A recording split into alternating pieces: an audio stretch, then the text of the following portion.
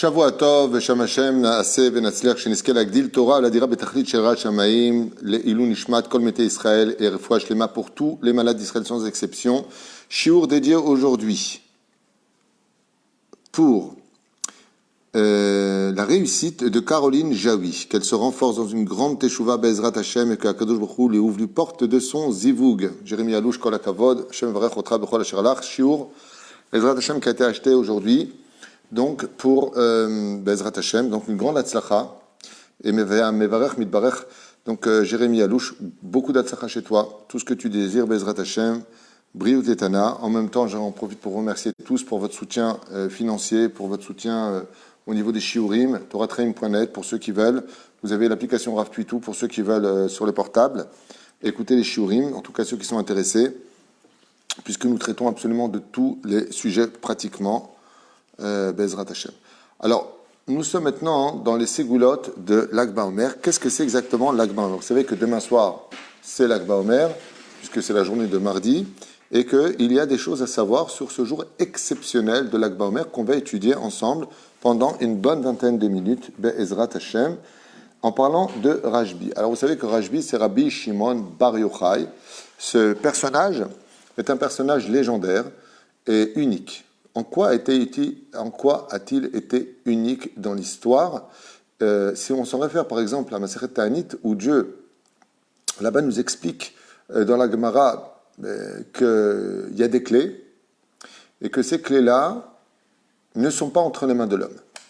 Mais il peut arriver des cas d'exception, comme Eliyahu Hanavi Zachor Letov, où Dieu peut donner une seule clé. Par exemple, il a donné les clés de la pluie à Eliyahu, ce qui fait qu'Eliyahu a fait la pluie et le beau temps, c'est le cas de dire. Pour punir Achab, Eliyahu a interdit à la pluie de tomber. D'accord? Sécheresse totale. Et puis d'un coup est mort un enfant. Donc Eliyahu a besoin de prendre Triatametim. Donc quelles sont les clés? Je vous l'ai dit dès maintenant. Les clés que Dieu n'a pas données dans les mains de l'homme, c'est la vie, d'apporter des enfants au monde. Ça, c'est Dieu qui le donne. Là, les Geshamim, la pluie, la résurrection des morts et la Parnassa. Donc il y a 4 clés. Comme ça, la Gemara dans Ta'anit, que Dieu n'a pas donné dans les mains de l'homme. La Parnassa, c'est pas dans les mains de l'homme.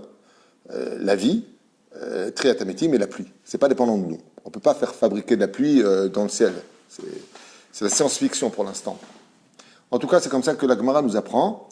Et chaque fois que on a eu des cas personnels comme ça où la clé était entre leurs mains, comme Eliyahu Hanavi Zachor Letov, eh bien, quand il avait les clés de la pluie, la sécheresse, qu'il avait ordonné sur Israël et qu'il a dû rendre la vie, Dieu lui a dit, ok, tu veux la clé de la vie, de Triatametim, alors il faut que tu me donnes la clé de la pluie. Et donc, on apprend de cette Gemara, on apprend des Chachamim, on apprend du judaïsme, que même les plus grands de ce monde, comme Eliyahu Hanavi Zachor Letov, n'ont pas pu posséder le trousseau de clés qui comprenait les 4 clés, sauf un homme. Il y a eu un homme dans l'histoire qui avait les 4 clés sur lui. Dieu lui a dit, toi, je te donne le trousseau de clés. C'est Rabbi Shimon Bar Yochai. La pluie et le beau temps, c'est lui qui décidait. Refaire vivre les morts, c'est lui qui décidait. Et il l'a fait. L'argent, vous connaissez l'histoire de la vallée remplie-toi d'or et d'argent. Il prononçait le mot or, il avait de l'or, argent, rubis. Ce qu'il disait, il disait, ça se faisait. Une femme qui voulait avoir des enfants, elle n'avait pas de possibilité, elle disait, Ben Zachar, elle avait 9 mois plus tard, elle a couché d'un enfant. Rabbi Shimon Bar Yochai a eu le trousseau de clés du créateur du monde et ça a été le seul personnage à les posséder, sachez-le. Il avait carte blanche dans tout.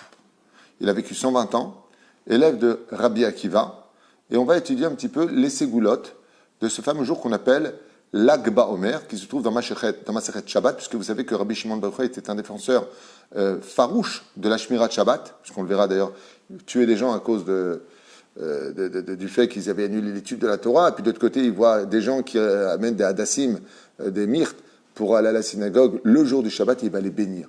Rabbi Shimon nous enseignera dans Masechet Shabbat 118 Amud Bet que si Israël simplement gardait le Shabbat, il y aurait tout de suite la Géoula, tous ensemble, pas une partie du peuple et une autre partie, non, tous ensemble, la Géoula viendrait immédiatement sans condition, c'est comme ça qu'en tout cas il le promet, tellement Rabbi Shimon Bar Yochai est attaché à la valeur du Shabbat. Il y a énormément de choses à dire, donc je vais commencer sans plus tarder, en remerciant d'ailleurs Asher Safati Akar Bi Asher dans son Alon, puisqu'il a réuni ici dans l'ordre exactement ce que j'ai aussi dans mes livres, mais il a déjà écrit en français, donc au lieu de lire en hébreu Ron, eh bien prenons directement ses écrits à lui, וזגם יזכה את הציבור בזכותו.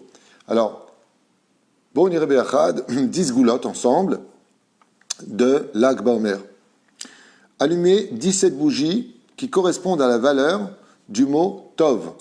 Donc il y a une mitzvah le soir de Lag Baomer, donc demain soir en l'occurrence, d'allumer 17 bougies en l'honneur de Rabbi Shimon Bar Yochai. D'habitude on fait une grande medoura, un grand feu, mais là on est confiné, on ne peut pas vraiment se réunir. Mais quoi qu'il advienne, même si vous faites un grand feu, il y a une grande ségoula d'allumer 17 bougies. Et pourquoi? Parce que c'est la gematria du mot Tov, qui veut dire bien. Mais ce n'est pas que ça. Car de Lag Baomer jusqu'à Shavuot, combien il reste de jours? 17 jours. Donc, entre Rabbi Shimon Bar Yochai et le don de la Torah, on a la gematria du mot Tov. Qui c'est Tov? Un des noms, nous dit la Gemara dans Masechet Sota, des 10 noms de Moshe Rabbeinu, c'est qui Tov? C'est une allusion à qui? À Rabbi Shimon Bar Yochai. Qui? Car Tov, il est là, lui. Car Moshe Rabbeinu va dévoiler la Torah dans son ensemble, mais maintenant donner les secrets de la Torah, il se réincarnera, donc Rabbi Shimon Bar Yochai, Moshe Rabbeinu en Rabbi Shimon Bar Yochai. Car on verra ensemble dans les textes que Rabbi Shimon Bar Yochai n'est autre que la réincarnation de Moshe Rabbeinu. On verra beaucoup de parallèles par rapport à cela tout à l'heure. Mais la reine, Tov, pour dire que Bezrat Hashem maintenant la préparation grâce à l'étude du Zohar, qui a été écrit par Rabbi Shimon Bar Yochai, nous allons pouvoir conquérir avec beaucoup de Gdusha le jour de Shavuot, don de la Torah, soit le 6 Sivan. Et donc, écoutez bien, il est bien de prier pour que ces jours soient remplis de lumière. Donc à partir de Lag Baomer jusqu'à Shavuot, il est très important de prier, c'est des jours propices, comme le Zohar veut dire splendeur, lumière, de prier le Créateur du monde, et il est recommandé de prier en premier lieu pour une personne proche pour laquelle on souhaite deux choses. Comme je vous l'ai dit tout à l'heure, Rabbi Shimon Bar Yochai, tout ce qu'il demandait était automatiquement réalisé. Et la Iloula de Rabbi Shimon Bar Yochai, si vous comprenez bien les ségoulottes, c'est qu'elle commence à Lag Baomer et elle finit jusqu'à Shavuot. Ça veut dire qu'on a 17 jours de prière, de porte ouverte, grâce à Rabbi Shimon Bar Yochai. Et pour qui? Il nous rapporte ici, pour laquelle on souhaite qu'elle soit enceinte ou qu'elle se marie prochainement. Parce qu'il y a un rapport entre Rabbi Shimon Bar Yochai et les mariages. C'est pour ça que Lag Baomer tombe toujours le 18 du mois de Iyar. Ben Shmona Esre la Choupa. Ben Isrim Lirdof. Quand est-ce que tombe Lag Baomer? Le 18 du mois. 18 qui veut dire vie. Quand est-ce qu'on commence à vivre, dit Rabbi Shimon Bar Yochai? Le jour où on se marie. La vraie vie commence le jour du mariage. Mais la reine, la vraie vie, c'est sérieuse quoi. Rabbi Shimon Bar Yochai est à l'essence même du mariage. On raconte même ce fameux épisode où un jour un couple est venu voir Rabbi Shimon Bar Yochai et Rabbi Shimon il le reçoit comme ça, il dit qu'est-ce qui se passe? Il dit voilà, on a décidé de divorcer. Alors Rabbi Shimon Bar Yochai dit Tov, vous avez tout essayé, Shlom Baït, tout va bien. Il a dit oui, non, il n'y a pas de possibilité, Zélo Tov. Ok, mais c'est d'amour. Qu'est-ce que leur dit Rabbi Shimon Bar Yochai? Il leur dit tout comme vous avez célébré le mariage, vous allez célébrer le divorce. Alors le couple est un peu surpris. Vous voulez qu'on fasse une fête? Il dit oui. Toi, tu reviens en tant que Kala avec la robe, tu mets ta robe de mariée et toi, tu viens habillé comme tu étais pour le mariage. Alors, peut-être que je ne vais pas rentrer dedans, il a pris un peu de poids, je ne sais pas. En tout cas, la cérémonie se fait, Rabbi Shimon Bar Yochai est là. Et bizarrement, il va se passer quelque chose. C'est que Rabbi Shimon il va lui dire, tu sais, il y a des coutumes. Tout comme on sait que le divorce, c'est comme une condamnation extrêmement dure dans la vie d'un couple. Qu'on demande la volonté, la dernière volonté. Alors il a dit, qu'est-ce que ça veut dire Rabbi Shimon? Rabbi Shimon lui a dit, propose à ta femme au moins une chose, parce que normalement, la femme retourne chez son père dans le judaïsme. Et là, le mari lui a dit, écoute, tu vois toute la maison, tout ce qu'il y a dedans, tu as le droit de repartir avec une chose. Prends chez toi, quand tu repartiras chez ton père, prends tout ce que tu veux de la maison. Mais une seule chose. La fête du divorce, bizarrement, a lieu, drôle de mode. D'ailleurs, à ce qui paraît, elle était remise en activité, cette mode de faire une fête quand on divorce. Bizarre. Et voilà que tout se passe bien. Et Rabbi Shimon, il vient et il participe à cette fête du divorce. Le divorce n'a pas encore été prononcé, c'était le lendemain qu'elle devait avoir lieu.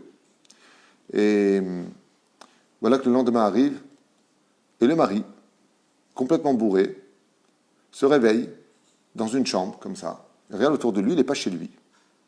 Alors il regarde comme ça par la fenêtre, il reconnaît le jardin, il reconnaît la maison, il est chez son beau-père. Alors il se lève comme ça, et d'un coup, sa femme, de qui il devait donner le goût quelques heures plus tard, arrive avec un plateau, et lui dit « Boker Tov, mon mari ». Ah, lui, mais je ne comprends pas. Hier, on a fêté pour divorcer, et là, je suis chez toi à la maison, chez ton père. C'est quoi la blague?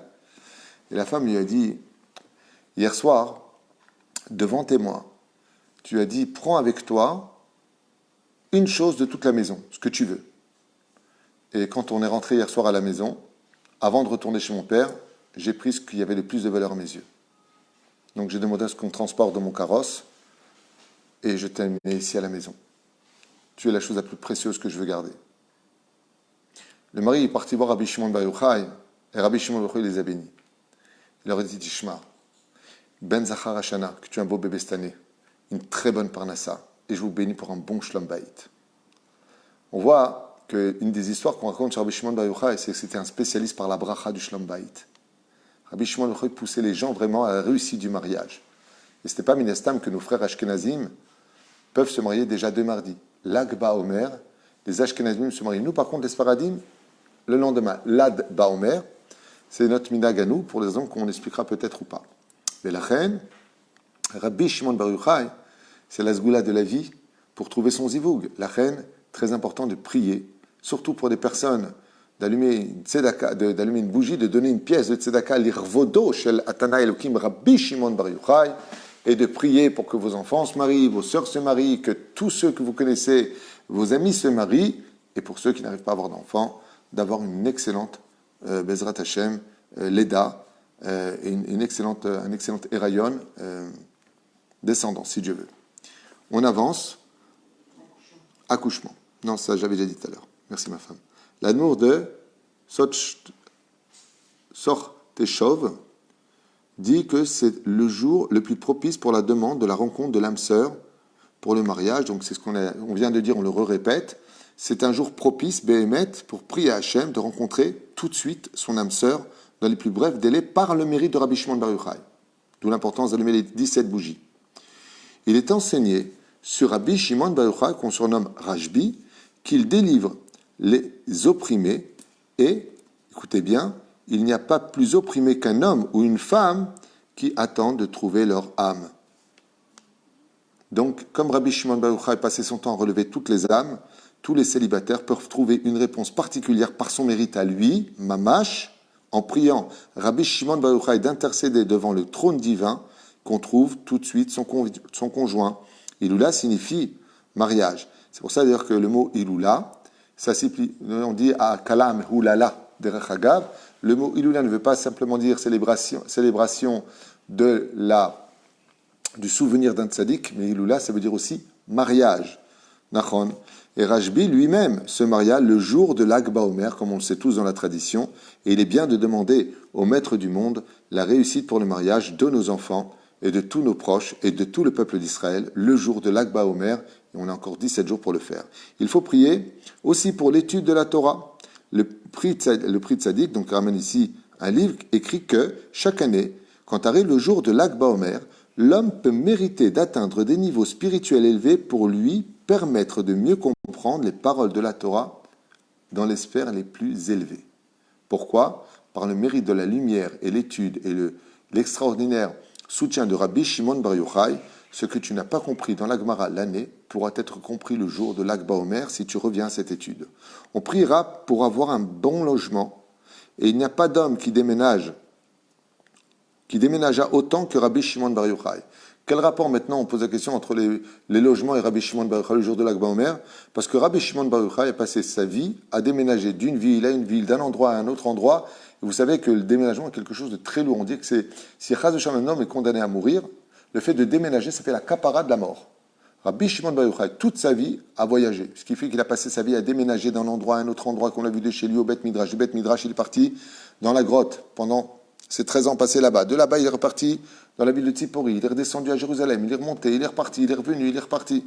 Étant donné que lui-même, qui habitait à Yavne, une grande partie de sa vie, puis il alla à Osha, et ensuite à Tekoa, puis à Bnei Brak, et il se cacha dans la maison d'études, et il se cacha dans une grotte, et donc ainsi de suite.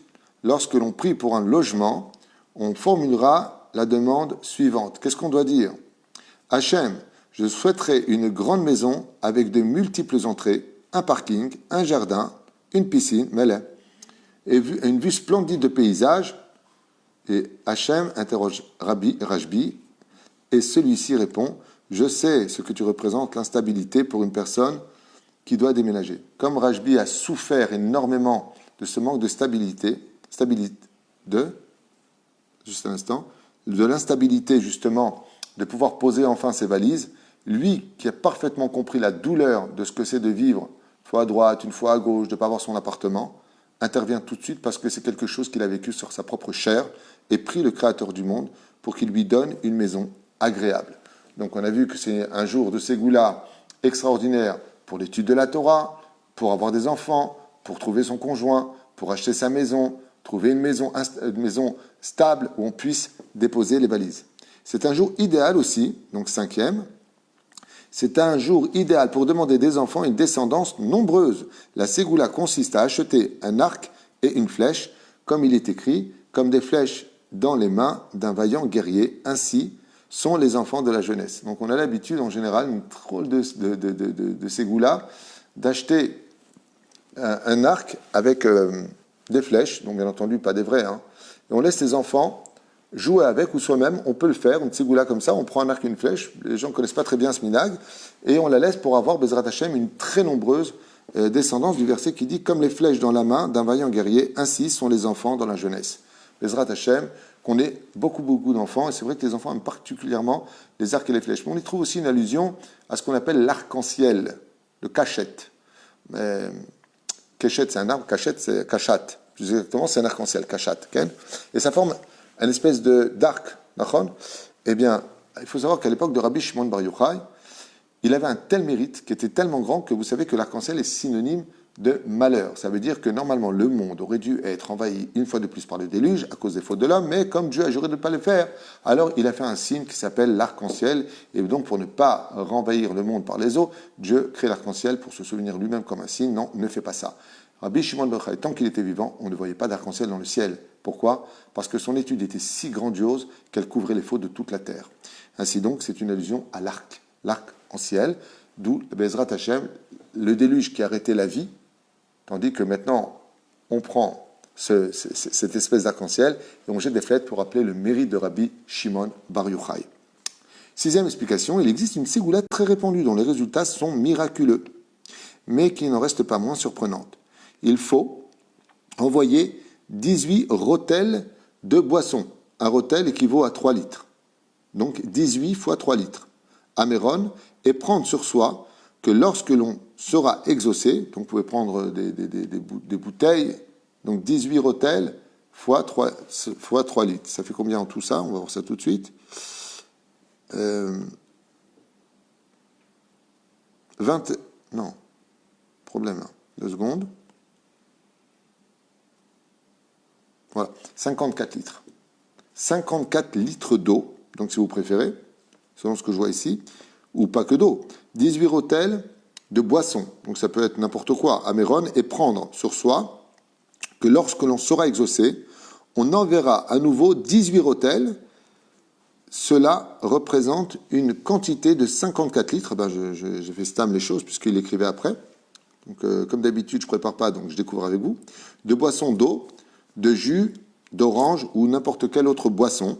Et on peut envoyer la somme correspondante ou bien les bouteilles qui seront distribuées pour tous les participants à la Iloula. Alors, comment ça se passe? En réalité, vous pouvez tout à fait, au lieu de déplacer 54 litres de boisson sur votre dos, vous pouvez prendre l'équivalent de ce que coûterait, par exemple, on va dire qu'une bouteille, on va la mettre à 5 shekels. Fois 18, vous prenez l'équivalent de cette somme et vous allez la distribuer aux pauvres sur le tombeau à Méron. Vous demandez votre ségoula et vous dites à Rabbi Shimon Bar Yochai que si ce qu'il a demandé dans le ciel est agréé grâce à son mérite, vous redistribuez cette même somme ou vous rapporterez c'est 54 litres de boisson à tous ceux qui prient là-bas sur place et qui étudient sur place, à l'Yeshiva de Rabbi Shimon Bar Yochai. Très belle ségoula. Septième, très important, la subsistance. Rajbi est le tzaddik responsable de la parnassa dans le ciel. Il y en a aussi un autre, c'est Rabbi Yehuda Bar Ilai. La manne est descendue au Bnei Israël dans le désert pour la première fois. Quand? Quelle date? À Lag Baomer. Le jour où Akadosh Baruch Hu a descendu la manne quand on est sorti d'Égypte, c'était exactement le jour de Lag Baomer.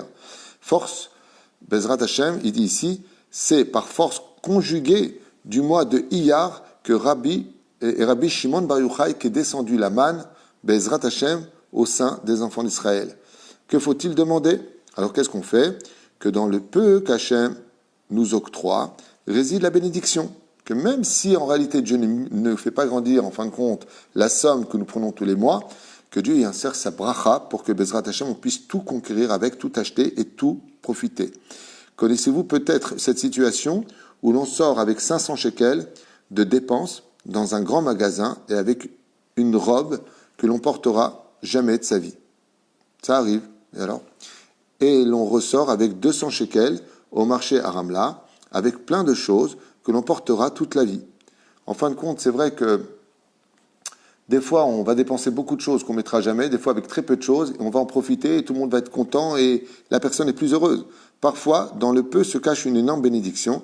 Rajbi ne se nourrissait pas de caroub, pardon. Rajbi ne se nourrissait que de caroub et d'eau, mais il était aussi, et donc il était responsable de la parnassa. En d'autres termes, Rabbi Shimon Bar Yochai se contentait de très peu, et pourtant vivait très heureux. Ainsi donc, la ségoula, c'est un peu comme la manne qui était toujours la même chose au regard, qui avait le goût qu'on voulait lui donner, qui paraissait être peu de choses, mais comme c'était une subsistance bénie d'Hachem, elle prenait le goût de tout ce qu'on voulait dans la vie. Et c'est l'occasion, le jour de Lag Baomer, pour que Akadosh Baruch Hu nous bénisse dans notre parnassa, qu'on y ait la bracha à l'intérieur. Lire le Tehillim 67 à 7 reprises est une grande ségoula, l'Amnatseach. Le Tehillim 67, c'est le Tehillim en forme de menorah. Donc lire le Tehillim à 7 reprises, le jour de Lag Baomer, c'est le chapitre de la splendeur et du remerciement à Hachem. Ce chapitre exprime le plus grand remerciement à Hachem. C'est un des Tehillim que le roi David a écrit, qui remercie le plus Akadosh Baruch Hu pour tous les bien-être qu'ils nous ont accordés. 7, pourquoi? Ça correspond au Ana Bechouach, c'est le nom des 42 lettres du nom divin. Il y a une grande force de lire 7 fois le jour de Lag Baomer, le Tehillim 67. 9. Il est interdit d'être triste le jour de Lag Baomer. Lag Baomer, c'est un jour très spécial. C'est pour ça qu'on ne dit pas de Tahanunim le jour de Lag Baomer. Rabbi Shimon Bar Yochai nous a interdit de jeûner, d'être triste, d'être dans une situation de désarroi. Lag Baomer, c'est un jour tellement élevé que Purim, le jour où ça tombe, ce sera toujours le jour où ça tombe à Lag Baomer. Si donc, il n'y a pas besoin de chercher, Lag Baomer a lieu mardi pour cette année, c'est que Purim avait lieu mardi. Quel rapport entre les deux? Tout comme Purim est un jour de joie absolue, Lag Baomer tombe toujours le jour de Purim dans la joie absolue. Nachon, Lag Baomer tombe toujours le même jour de la semaine que de la semaine, autant pour moi. Ça, c'est dans l'autre livre que c'est écrit que ça tombe le même jour. Autant pour moi, je reviens en arrière. Lag Baomer tombe toujours le même jour de la semaine que Purim. Non, c'est ce que j'ai dit. Attendez, parce que comme j'ai 2 livres, il faut juste que ça corresponde. Ken Bidjouk, c'est ça, comme j'avais dit, Bidjouk. Moi, je suis Katoufpo, c'est Katoufpo. Non, parce que là-bas, il ramène d'autres choses qu'on verra, Bezrat Hashem, dans le prochain shiur. Mais à propos de la semaine, vous verrez qu'il y a plusieurs parallèles avec les semaines, ce qui sont incroyables. Donc, Lag Baomer tombe toujours le même jour de la semaine que Purim. Bidjouk Otodavar, donc c'était mardi. C'est un jour de joie où tout est inversé, tout peut changer. Comme on a vu à Purim, Vena, Fochou, tout s'est renversé. Le jour de Lag Baomer, ça a la même valeur que Yom Purim. Tout peut changer ce jour-là. Le changement de la rigueur et de la miséricorde sont au rendez-vous, Bezrat Hashem. Ce jour-là, tout peut se renverser. Notre destinée peut monter très haut. Si Bezrat Hashem, on sait se retrouver dans cette ambiance de joie à la maison.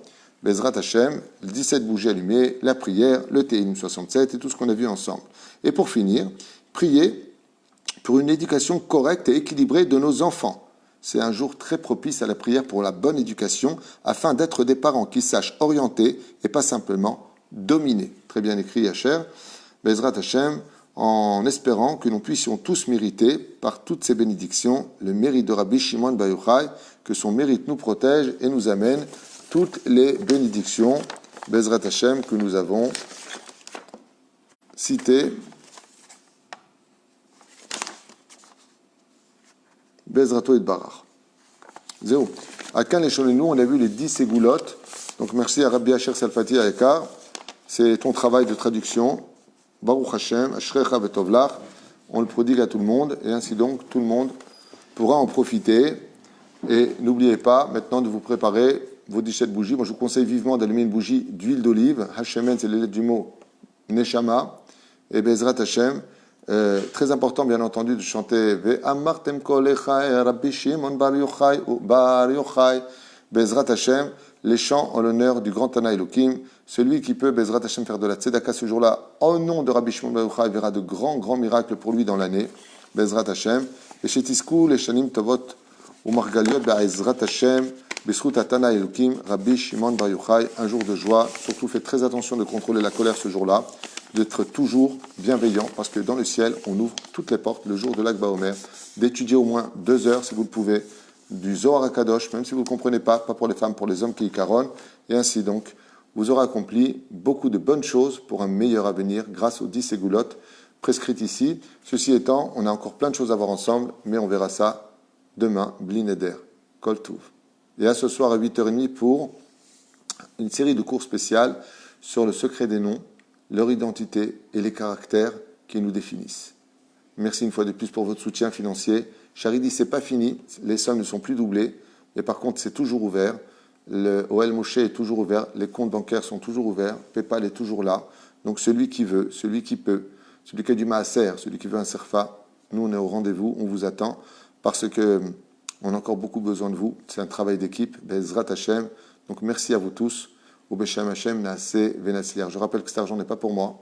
Il y a quelqu'un qui avait écrit ouais, je comprends pas, les rabbins ils font des Torahs, ils demandent Yemen Kemachan Torah, c'est un mérite que je donne. Celui qui veut pas, on est quitte. J'ai aucun problème avec ça. Je ne prodigue pas ma Torah à celui qui donne de l'argent, je la prodigue à tout le monde.